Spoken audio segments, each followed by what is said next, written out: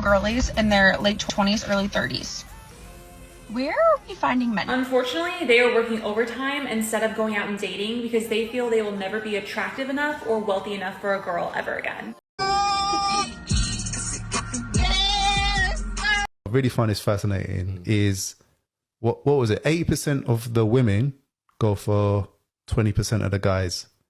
So that means 20% of the guys potentially get 80% of the women. Now, if you delve into that a little bit deeper, they've got potentially the traits to appeal to the masses of women.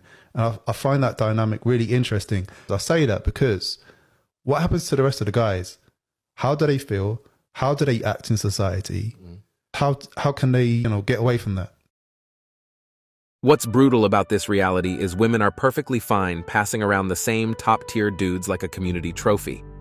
They'd rather rotate with the high-value guy than build with a man they see as equal or lower. Meanwhile, average men are ghosted, ignored, or mocked, left realizing peace beats chasing delusion. Partner with on the right is whom women would happily partner with. So what you basically have happening in the dating marketplace is 80% of women are chasing after the top 10, top 20% of men. Okay. And we know this because the way most people meet is online, on dating apps. That's the majority way people are meeting in today's day and age. And they've released the statistics on this, and we know the stats on this. Women only match with a very small percentage of men on dating apps, and it's the top men that are getting almost all of the matches on dating apps. So, yeah. Do you understand that? Because we were talking about the bigger pool and the smaller pool earlier. Like, this is that scale. I didn't even know that was a thing. But this is straight-up polygamy in disguise, and women brought it on themselves. Regular men aren't the ones pushing this nonsense. Why would they agree to hand over all the women to the top few guys while the rest are left with scraps or nothing? Don't sweat it, fellas. Give it a few years and that empowerment will turn into pure misery. Men are everywhere. I got a challenge for every woman watching. Go outside, and today I want you to count how many men, period, you run into for one full day. I bet you if you're outside in the world, it will be more than 100. Now, every man, he might have been an Uber driver, he might have been a doorman, he might have been the gardener, he might have been the Amazon delivery guy, and a woman will say, yeah, I ran across 100 men, but none of them were their option. These men were virtually invisible because she has her eye on one guy, right? Now, here's the harsh reality. What if you're invisible to that one guy? And that's the pattern every time. She chases the one guy she really wants. He dogs her out, and suddenly all the good men she ignored become the villains in her story. Instead of owning her choices, she blames the ones she rejected, like it's somehow their fault she gambled on chaos and lost. Men find most women to be at least somewhat attractive. In contrast, women on average view 80% of men as below average in attractiveness. Another study found that on the dating app Tinder, men liked more than 60% of the female profiles they viewed, while women liked only 4.5% of male profiles. I didn't realize that 80% of men as below average. That's quite off. It is, because you would think like 50%, right? It's sort of like 50% above and 50% below, but to have 80% rated below is pretty grim. Because of the increased risk women carry, they tend to be choosier about their partners. In contrast, men are less discerning. Men across the board need to take note. Stop chasing women.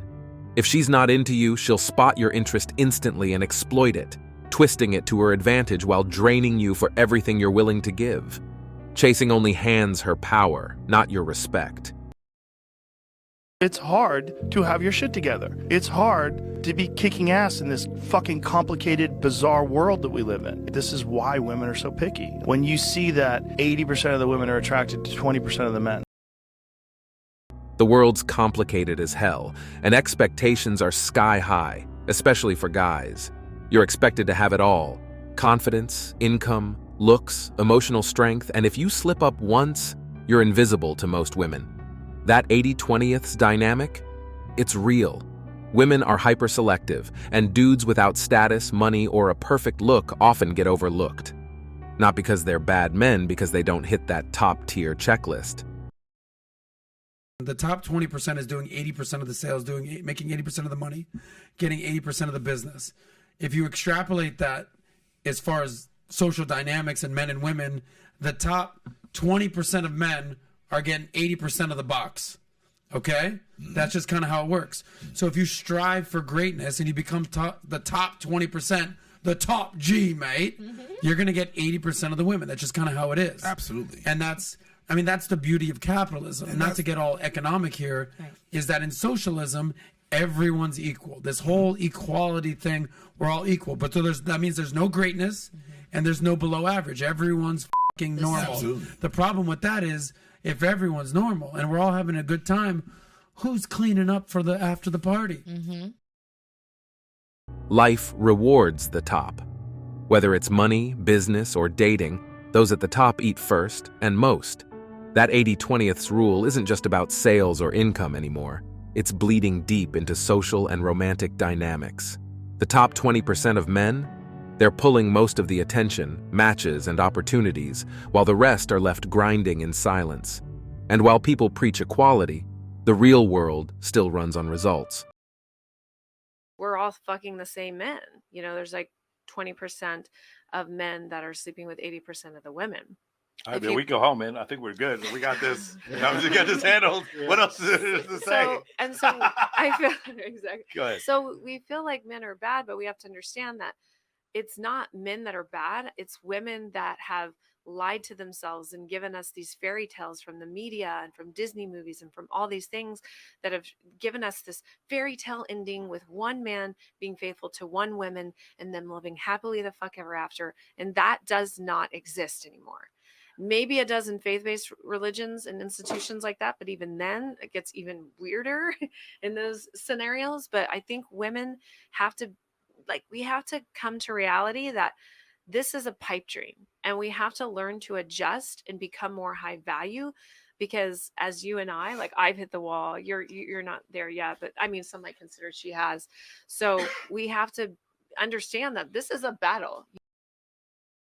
Social media and dating apps trick an average 5/10 woman into thinking she's a 9/10. Endless attention and ego boosting from average men feed this illusion, making her overestimate her value while men get nothing but frustration in return.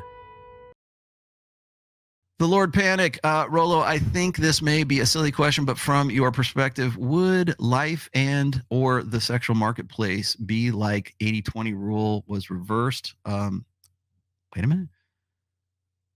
That would life or the sexual marketplace, what would it be like if the 80/20 rule were reversed? I think those are kind of like hypothetical questions. Like if that were the case, then because what would happen is you would have to completely flip the attraction dynamic for that to be something. And in a sense, like the 80/20 rule is not necessarily based on like the quality of the guy. It's what are women attracted to and what do they need at a particular time. Remember, okay, children, let's do a little bit of remedial. Hello there, children. How's it going? Okay, so the remedial lesson in the 80/20 rule is this, okay? 20% of guys are not fucking 80% of women, all right? Get that out of your fat head. All right. When I'm going to debunk the red pill. Rolo thinks that 80% of women want to bang 20% of guys. Ha, ha, ha. No, that's not it. Stop it. 100% of women want to get with the top 20% of men. If you want to go with the 120 rule, there you go. The problem with that is that the 20% of guys who the women find, at least in somewhat, they're open to some kind of, discourse with them. They're attracted to those guys. Like that doesn't mean that means they are not the 20% of guys might potentially be acceptable to a woman. 80% of guys are unacceptable. They are unattractive. I've got the stats. How many times do you want me to throw this out there? I should just keep them in the sidebar just so you can see them all the time.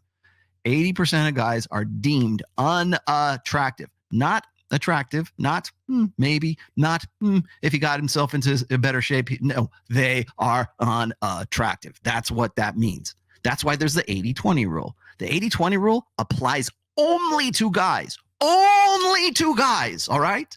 There's 80% of guys. When I say the 80%ers, those are the beta males. Those are the guys that are just like, women don't want to have anything to do with them under normal circumstances, certainly under social media circumstances. Then there's the 20% of guys who are not necessarily attractive, but they could be, they're considerable. Okay. Then, and it gets worse from here. Then there are the 4.5% of guys who are so attractive that women will actually initiate conversations with those guys online, on Bumble, on Hinge, on Tinder, on, I don't know, Match.com, whatever it is. Those guys, the 4.5%ers, those are the guys that nobody wants to talk about. Those are the guys, you want to talk about hypergamy? That's your hypergamy right there. There's only 4.5% of guys, at least according to modern statistics right now, that women find attractive enough that they will initiate the conversation. And that's really when you think about it in a larger sort of global gynocentric, sense, those are the only guys who should ever be making any kind of approach on a woman. Anything else is creepy. Now, like I said, Sadie Hawkins' world, right? Sadie Hawkins' dance where the girl asks the guy out so that they can all go to the dance. The reason why that dance doesn't work is because it eliminates all of the attractive, cute boys on the school to go to the dance. That leaves all the ugly girls who didn't want to get with the 80%ers or even like part of the 20%ers. They go home and they commiserate together and they don't go to the dance. And then there's the 80% of guys who never got asked because it's the Sadie Hawkins dance. And they go and they I don't know, do 4-hour MGTOW dictionary podcast and commiserate about their state, right? But then there's the 4% of guys. If you think about it, 4% of guys, 4.5% of guys, if you figure that they are only pairing off with one guy and one girl, that's only 4.5% of women who either were lucky enough to get that guy or they're attractive enough for the top 4.5% of guys to actually want to go to the Sadie Hawkins dance with. And by Sadie Hawkins dance, I mean actually get together and bang. So that's where we're at societally today. You want to know why the fertility rate is what it is? That's why. Here's the harsh reality.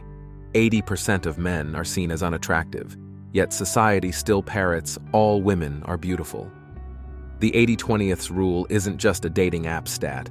It's the modern sexual market exposed.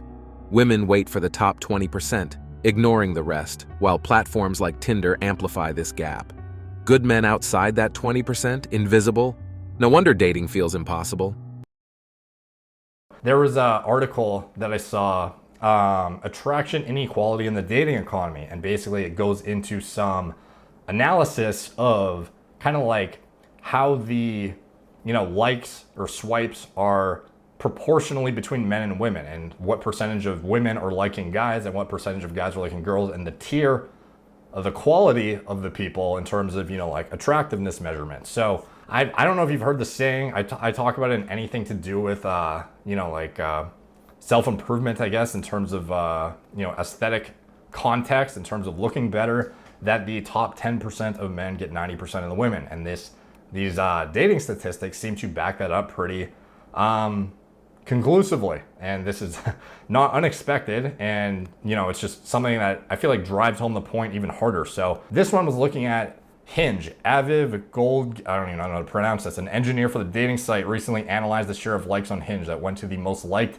people of each gender. He found that inequality in dating apps is stark, and that it was significantly worse for men, where we have the top 10% of guys getting 90% of the girls. In here, this is a really old one. I had to get it from, it was like an archive. It was an OkCupid one. This is as far back as 2009. This is the same stuff you see today. The female equivalent of the chart above shows a different bias. As you can see from the gray line, women rate an incredible 80% of guys as worse looking than medium. The average, this is the data for Tinder now. The average female likes 12% of men on Tinder. This doesn't mean, though, that most men will get liked back by 12% of all women they like on Tinder.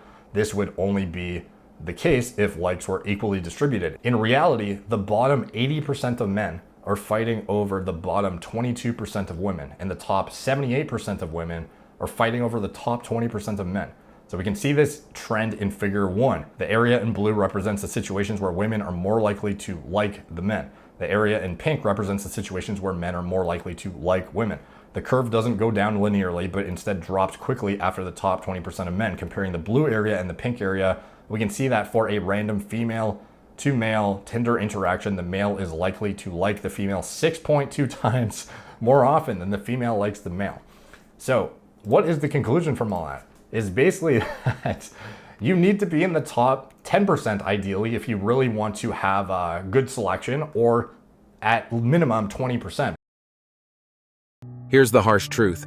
Men often sell themselves short because options are limited, so they settle too early. Women, drowning in choices, inflate their worth and settle far too late. Online dating? That's the clearance rack. Full of women who've burned through men, had their fun, and now want a beta provider to clean up the mess. And that's it for today on Sigma Traits. Make sure you hit that like button, smash that subscribe button, and don't forget to ring that notification bell. Support this channel through membership. You can also support through PayPal, link in the description.